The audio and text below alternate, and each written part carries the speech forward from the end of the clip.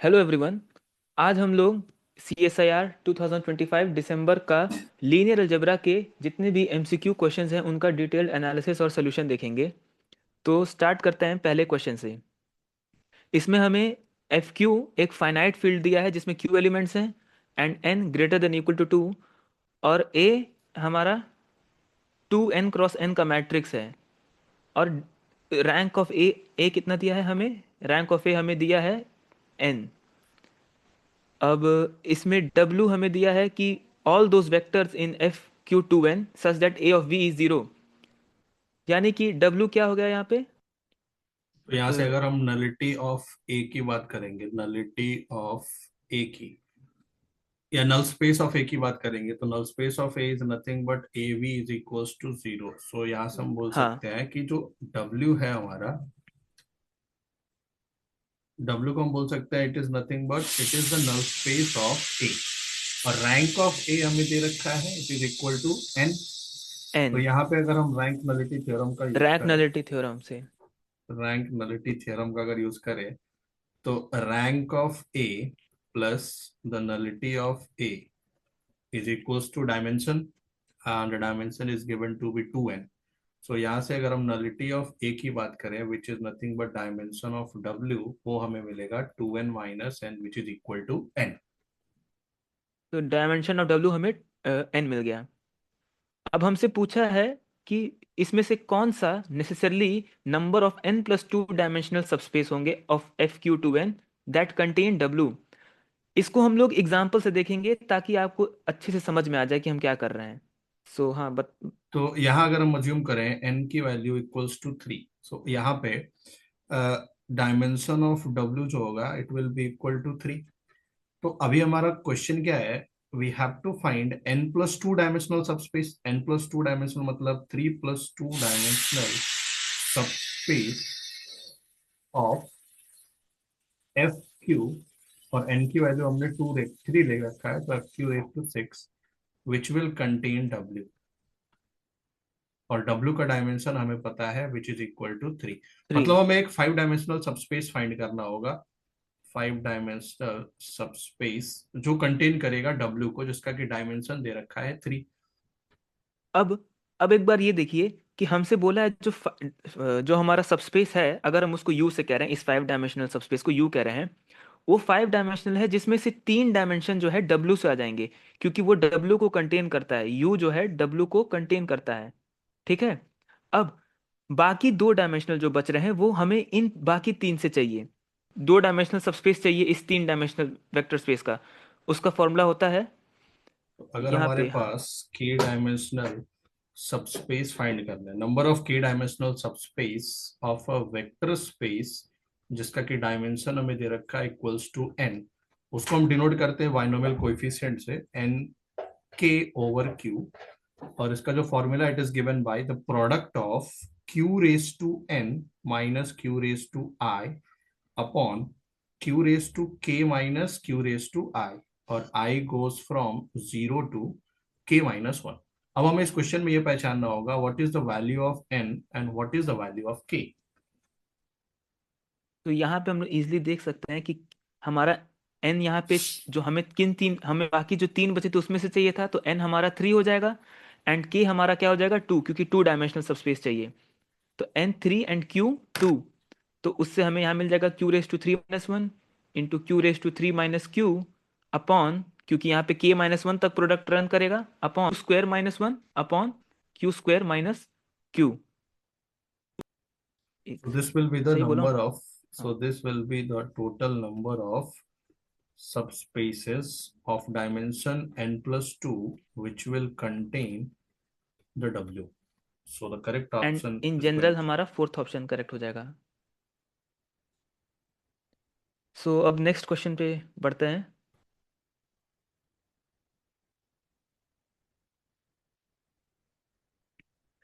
Late A be a 3 × 3 matrix over complex numbers. So complex number पे ये ध्यान रखना है, with trace 1 and determinant 1। Suppose further that one of the eigen value of A is 1, then which of the statement is necessarily true. सो ए हमारा matrix है जिसका trace क्या है 1 है, एंड डिटर्मिनेंट क्या है वो भी 1 है। एंड सिंस 3 क्रॉस 3 है, अगर हम इसके आइगन वैल्यूज को λ1 λ2 λ3 मान लें, एंड उसमें से एक आइगन वैल्यू 1 हमें पता है, तो हम λ1 को 1 मान लेते हैं। सो हमें पता है कि सम ऑफ आइगन वैल्यूज क्या होता है, ट्रेस। यानी कि 1 + λ2 + λ3 हो जाएगा 1। And product of eigen values क्या होता है, प्रोडक्ट ऑफ आइगन वैल्यूज होता है 1 × λ2 × λ3, वो हो जाएगा product of eigen values, determinant होता है। सो हमारे पास क्या आ गया कि λ2 + λ3 = 0 एंड λ2 × λ3 = 1। अगर इसको हम सिंप्लीफाई करेंगे, यहाँ से λ2 + λ3 = 0 मिला हुआ है, तो यहाँ से हमें मिलेगा λ2 इज नेगेटिव ऑफ λ3। और यहाँ पे अगर सब्सटीट्यूट करेंगे तो हमें मिलेगा -λ3² = 1, which implies λ3 = plus minus iota. So हमें तीन आइगन वैल्यू मिला, 1, आयोटा और iota minus and iota. Minus iota. अब हम ऑप्शन चेक कर लेते हैं। तो पहला ऑप्शन बोल रहा है कि characteristic polynomial has repeated roots. तो यहाँ पे तो हमें 3 डिस्टिंक्ट रूट्स मिले हैं, तो ये ऑप्शन तो गलत हो गया। दूसरा बोलता है कि every eigen value has an absolute value 1। तो हमको पता है सबका एब्सोल्यूट वैल्यू 1 है, तो ये तो करेक्ट है। फिर A does not have any eigen value in imaginary axes, ये तो फॉल्स है क्योंकि आई और माइनस आई इमेजिनरी एक्सेस पे हैं।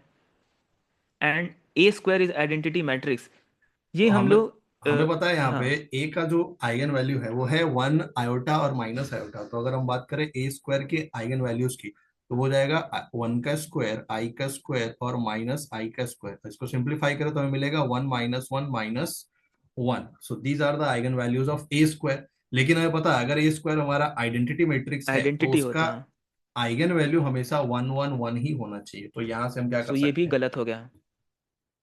यानी कि हमारा सेकंड ऑप्शन करेक्ट है।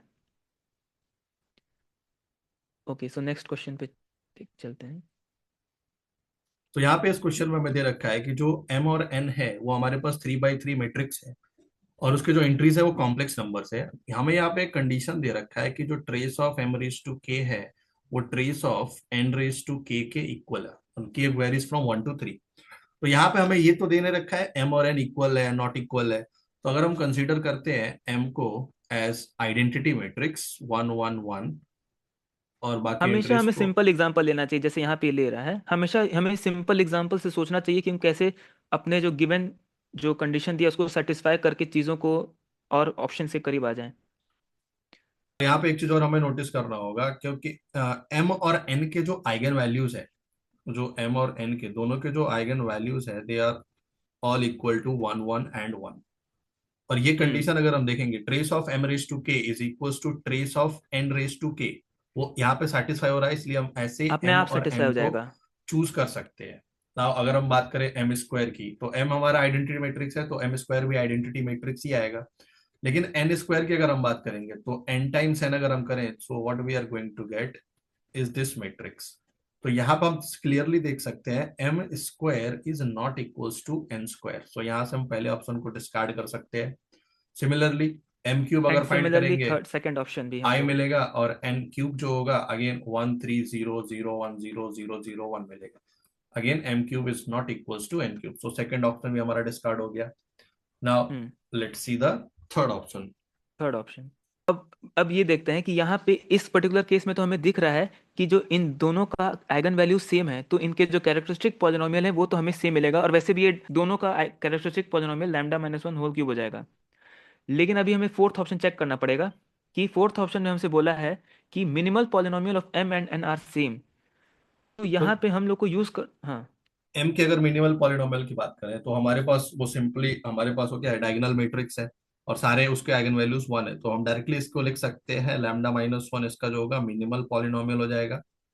यस। और यहाँ पे अगर एन को हम ध्यान से देखें तो यहाँ पर हमारे पास दो जॉर्डन ब्लॉक दिख रहे हैं। हाँ। और पहला ब्लॉक हमारा two two by two cross two और का ये है। जो दूसरा ब्लॉक है वो हमारा 1 by 1 का है। तो यहाँ से अगर हम इसके मिनिमल पॉलिनोमियल को देखेंगे, so it is going to be equal to λ - 1 का स्क्वायर। λ - 1 whole square. तो यहाँ से हम देख सकते हैं एम का मिनिमल पॉलिनोमियल λ - 1 और एन का मिनिमल पॉलिनोमियल λ - 1 का square, so they are not same. Same. और हमेशा इन सब टाइप के क्वेश्चंस में हमेशा ध्यान देना चाहिए, ये वाला पर्टिकुलर एग्जांपल ध्यान में होना चाहिए, ये वाला, ये एग्जांपल ये बहुत काम आता है, सॉरी ये नहीं, ये वाला एन का जो एग्जांपल लिया हमने, ये बहुत हेल्पफुल होता है काउंटर एग्जांपल्स फाइंड करने में। तो नेक्स्ट अब क्वेश्चन देखते हैं। तो यहां से हमारा जो लास्ट ऑप्शन भी डिस्कार्ड होता है, and the correct option is going to be option 3। 3। Now moving to the next next question. Question. अब यहाँ पे हमें बोला है एक आई आइडेंटिटी मैट्रिक्स है 3x3 का, and given any three distinct matrix, ये बहुत इंपॉर्टेंट है, any three distinct matrix A B C, which of the following statement is necessarily true.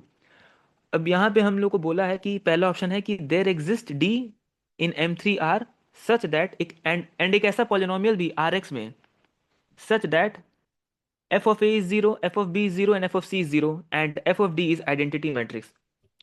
अब यहाँ पे अगर a मेरा मैट्रिक्स है 3x3 का, तो इसका कोई मिनिमल पॉलिनोमियल होगा, उसको मैं ma से डिनोट कर देता हूँ। b मेरा कोई मैट्रिक्स है तो उसका भी मिनिमल पॉलिनोमियल होगा mb, and similarly for c उसको मैं रिप्रेजेंट कर दूंगा mc से। ठीक है।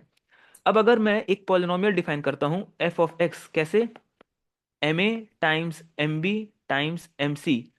सो जब इस पॉलिनोमियल में हम लोग a इनपुट करेंगे तो मैट्रिक्स a जो है ma के वजह से जीरो हो जाएगा। जब हम इसमें b पुट करेंगे तो mb के वजह से वो पॉलिनोमियल b पे भी जीरो हो जाएगा, एंड सिमिलरली जब c इनपुट करेंगे तो f ऑफ c जो है वो भी जीरो हो जाएगा, क्योंकि इस पॉलिनोमियल में तीनों का प्रोडक्ट है, यानी तीनों एनिहिलेट हो जाते हैं, a ma से, b mb से एंड c mc से। एंड हमें एक ऐसा पॉलिनोमियल मिल गया such that f of a is equal to f of b is equal to f of c is equal to zero. Okay, ठीक है। सो हमारा f जो है वो एक नॉन जीरो पॉलिनोमियल है, तो इसका मतलब एक ऐसा लैम्डा एग्जिस्ट करेगा सच दैट f ऑफ लैम्डा जो है नॉन जीरो होगा। मान लेते हैं f ऑफ लैम्डा जो है ये t है, ठीक है, t कोई रियल नंबर है, and since t non zero है तो ये भी ध्यान रखना है। अब अगर मैं, क्या नाम है, डी को ले लूं लैम्डा आई, हाँ, और एफ को मैं डिफाइन डिफाइन कर दूं, इस एफ पॉलिनोमियल को अगर हम लोग डिफाइन कर दें M A into M B into M C upon T, तो इससे हमारा जो वैनिशिंग हो रहा था ए और बी और सी का वो तो इफेक्ट नहीं होगा, लेकिन हमें न्यू पॉलिनोमियल मिल गया एफ की कैसा है, वो है 1/t times M A into M B into M C. ठीक है।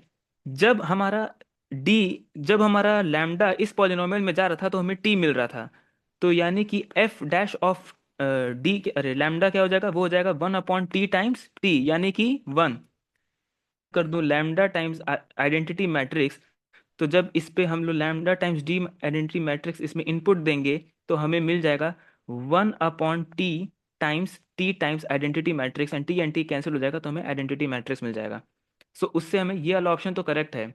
अब सिंस हमारा एक ही ऑप्शन करेक्ट है तो हम बाकी सब डिस्कार्ड कर सकते हैं, लेकिन मैं आपको बस एक हिंट दूंगा कि बाकी ऑप्शन क्यों गलत होंगे, कि यहाँ पे हमें बोला है F of A is equal to F of B is equal to zero. अब since F of C is equal to identity, अगर यहाँ पे हमारे पास एबीसी के लिए कोई ऑप्शन होता तब एक बार ही हम इसको सोच सकते थे, लेकिन ये एनी थ्री डिस्टिंक्ट है, तो हमारे पास कोई खुद से कोई पावर नहीं उसको चेंज करने का। सो ऐसा पॉलिनोमियल एग्जिस्ट कर पाना कि जो ए और बी पे जीरो हो और सी पे आइडेंटिटी हो, ये इम्पॉसिबल है, क्योंकि वो कोई भी मैट्रिक्स हो सकता है। सो इसी रीजनिंग से तीनों ऑप्शन ये गलत हो जाते हैं। करेक्ट मीटिंग यहाँ ऑप्शन पॉज। होगा। तो यहाँ पे सो हमारा जो करेक्ट ऑप्शन होगा दैट इज ऑप्शन 1। इस क्वेश्चन में हमें बोला है let B be a 4x4 positive definite real symmetric matrix and B identity matrix नहीं है, ठीक है। Consider the inner product on R4 given by inner product V W is equal to V transpose into B into W, then which of the following statement is false. यहाँ हमें पे यहाँ पे false statement पूछा सबसे है। पहले हमें यह समझना होगा कि जो बी है वो हमारा 4/4 पॉजिटिव डेफिनेट रियल सिमेट्रिक है। इसका मतलब क्या हुआ, यहाँ से हमको ये ध्यान में आना चाहिए कि जो इसके आइगन वेक्टर होंगे they are going to be orthogonal. तो ये हमें ध्यान में रख के आगे बढ़ना होगा। हाँ, एंड सिंस ऑर्थोगोनल है तो हमारा पहला ही जो ऑप्शन है वो करेक्ट हो जाता है, यानी कि इस ऑप्शन के हिसाब से वो सही नहीं है, क्योंकि ये करेक्ट स्टेटमेंट है। क्योंकि अगर कोई भी हमारे पास दो आइगन डिस्टिंक्ट आइगन वैल्यूज के आइगन वेक्टर्स हैं तो वो ऑर्थोगोनल होंगे, तो ये उसका इनर प्रोडक्ट जीरो होगा। ओके। हाँ, एंड अब यहाँ पे जो थर्ड ऑप्शन है वो हम लोग इमीडिएटली बाय डेफिनेशन इसको डिस्कार्ड कर सकते हैं। क्यों? क्योंकि हमें पता है किसी भी सबस्पेस के लिए, वेक्टर स्पेस के सबस्पेस के लिए, W फाइनाइट डायमेंशनल, अगर फाइनाइट डायमेंशनल है, क्योंकि यहाँ पे R4 फाइनाइट डायमेंशनल है, तो हम लोग कह सकते हैं कि W plus W perpendicular W पर is always equal to the whole space. तो ये भी ऑप्शन करेक्ट है, लेकिन हमसे फॉल्स पूछा है, तो ये भी करेक्ट। अब हमसे बोला है फोर्थ ऑप्शन। फोर्थ ऑप्शन में हमसे बोला है कि W is a subspace of R4 and eigen space of B, then W has orthonormal basis. ये भी स्टेटमेंट ट्रू है, बट हमें यहाँ पे फॉल्स पूछा है, तो हम लोग फॉल्स वाला स्टेटमेंट हमारा सेकंड होगा। लेकिन हम इसको एक बार देख लेते हैं क्यों। एक बार एक हमें इसमें बोला है कि V is a eigen vector of B and W is non zero such that inner product of W comma V is equal to zero, then W is an eigen vector of B। अब इसका simple counter example ले लेते हैं। हमें positive real symmetric matrix बोला है, तो हम एक डायगोनल मैट्रिक्स ले लेंगे। ओके, ये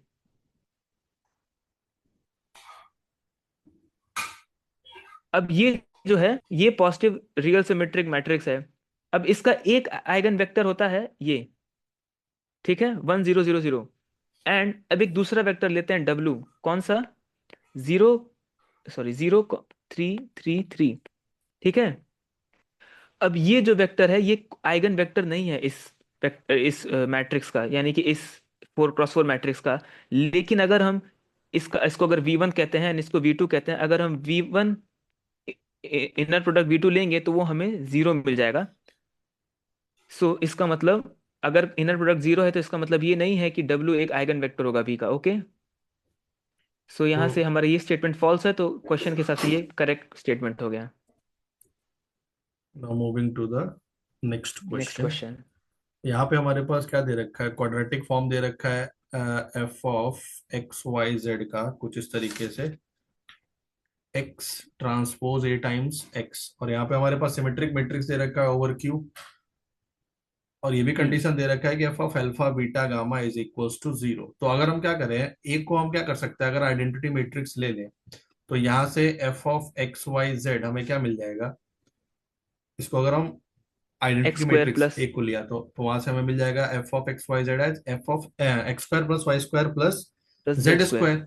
और ऐसा अल्फा बीटा क्या हम फाइंड कर सकते हैं, और रियल। वो भी हमारे पास कहाँ पे बिलोंग करने चाहिए, कॉम्प्लेक्स नंबर रियल। C3 में, हाँ। Non zero complex number. तो यहाँ से हम इसका चॉइस क्या ले सकते हैं, 1 I और 0, ये हमेशा इसको सेटिस्फाई करेगा। तो अभी हमें फाइंड करना है विच of the following option is necessarily true. तो अगर हम फर्स्ट ऑप्शन को देखेंगे, क्या बोला है कि there exist real number, non zero real number in 3D such that F of A B C is equal to zero. इसका मतलब क्या हुआ, ये तो पॉसिबल नहीं है। हाँ, क्योंकि A square plus B square plus C equal to zero कभी पॉसिबल है when A B C all are equal to all are zero, लेकिन जीरो। हमें नॉन जीरो चाहिए, कुछ ऑप्शन में दे रखा है, सो ये पहला ऑप्शन हमारा रॉन्ग हो जाएगा। हम्म। अब सेकंड बोला है कि there exist A B C in R3 - 0 such that F of A B C is zero and then A B C is belongs to Q3। मतलब अगर कोई हमारे पास ए बी सी है, A B C R3 non zero real tuple है, 3 tuple है, और अगर उस पे F of A B C zero है, तो वो डेफिनेटली, ये हमसे कह रहा है कि देन वो रैशनल में ही बिलोंग करेंगे। मगर ऐसा नहीं है। हम लोग अगर यहाँ पे एक मैट्रिक्स ले लें, ये वाला, कौन सा? 1 0 0 0 -1, सॉरी, 0 एंड, अब अगर ये है, तो इसका क्वाड्रेटिक फॉर्म हम लिख सकते हैं X square minus Y square plus Z square. अब अगर हम यहाँ पे एक्स, अगर हम एक टपल लेते हैं 0 √2 √2, हाँ, सो अगर हम इसको इस पे एवेल्यूएट करेंगे तो क्या मिलेगा? 0 - 2 + 2, एंड ये जीरो है। मगर क्या ये Q3 में बिलोंग करता है? नहीं। ये R3 - 0 में तो बिलोंग करता है, लेकिन Q3 में बिलोंग नहीं करता है। सो ये ऑप्शन भी गलत हो जाएगा। उसी तरीके से अगर थर्ड ऑप्शन को देखेंगे हम, हमने क्या लिया अभी F of X Y Z को X square minus Y square plus Z square. तो अगर इस सेट के एलिमेंट को देखें जो एनिहिलेट करते हैं इस गिवन पॉलिनोमियल को, तो अगर उसके जो एलिमेंट होंगे कैसे दिखाई पड़ेंगे, 0 T T, और टी, हमारे पास जो टी है वो क्या है, वो इट बिलोंग्स टू इंटीजर है। इंटीजर। तो हमारे पास ऐसे कितने इंटीजर होंगे, infinite infinitely elements many. Are there, so ये सेट फाइनाइट होना पॉसिबल नहीं है। Now moving to the fourth option. तो इसमें इस बोला है there exist A B C in Q three minus zero such that F of A B C is equal to zero, then A has positive eigen value and negative eigen value. ये तो property होता है quadratic forms का कि अगर किसी quadratic form के लिए F of A B C means किसी A B C non zero A B C के लिए जीरो है, तो वो उसको पॉजिटिव आइगन वैल्यू भी होगा और नेगेटिव आइगन वैल्यू भी होगा। ये इसकी प्रॉपर्टी होती है। तो ये वाला करेक्ट हो जाएगा। सो आज के लिए हम इतना ही करेंगे। आज, हाँ। एंड नेक्स्ट नेक्स्ट वीडियो में हम लोग और भी क्वेश्चंस लेके आएंगे एंड डिस्कस करेंगे। Hope you so understood the concept and like the video. Thank you for watching.